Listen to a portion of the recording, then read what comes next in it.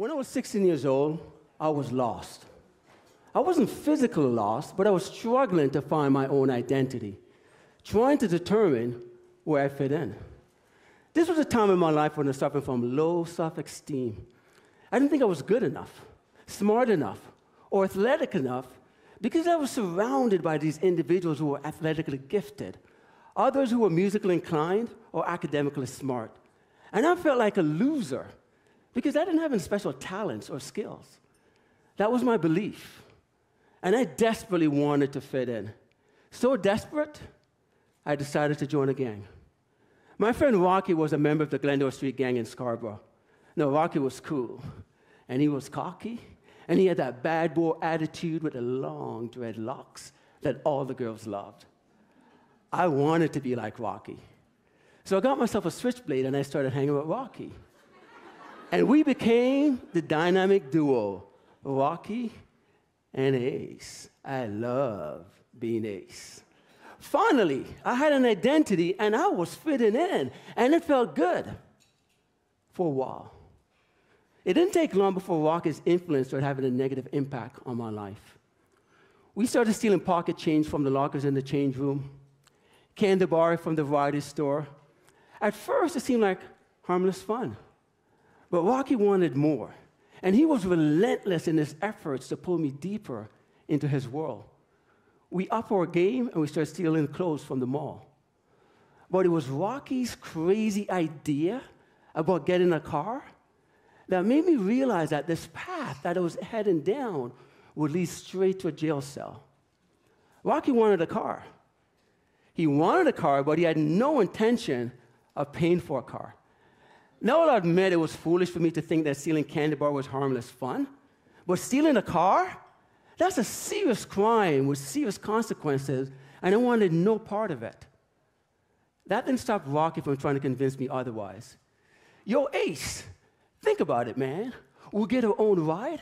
We'll be able to cruise down the street, listen to the reggae beats with a couple of girls in the back seat. I was 16 years old. Reggae beats with the girls in the back seat sounded so good. But stealing a car? No way.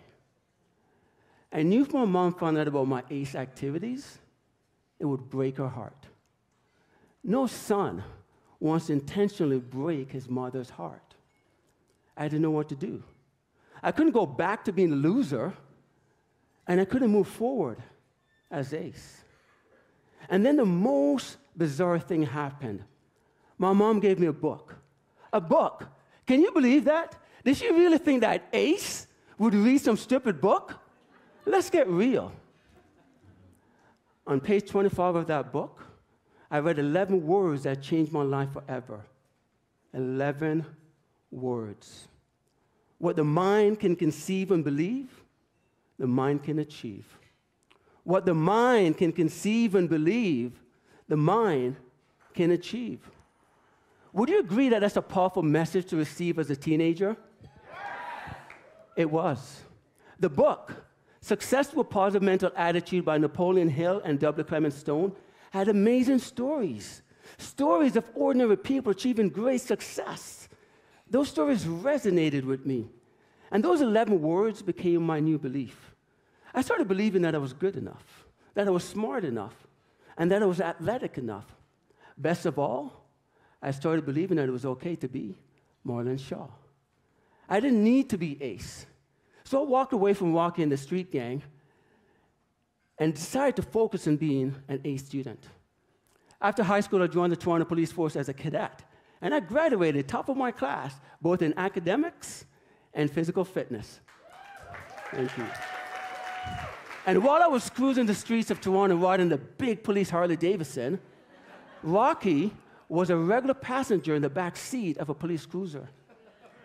Rocky ended up going to jail for his gang-related activities.